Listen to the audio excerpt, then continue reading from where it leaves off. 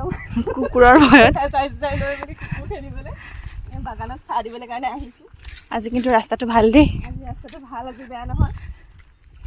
যোৱাবাৰ কমেণ্ট আহিছিলে ৰাস্তা বেয়াৰ কাৰণে।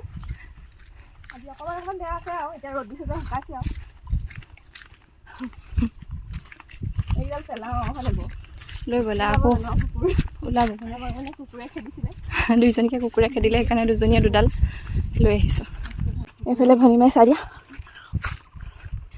আমি গৰমত এনে আহিলোঁ, মানুহ নাই এতিয়া বাগানত। মানুহ ছিঙিবলৈ আহিছিলে পাত ছিঙিবলৈ, কিন্তু এতিয়া আমি বিচাৰি পোৱা নাই ক'ত আছে, দেখিও পোৱা নাই কোনফালে আছে।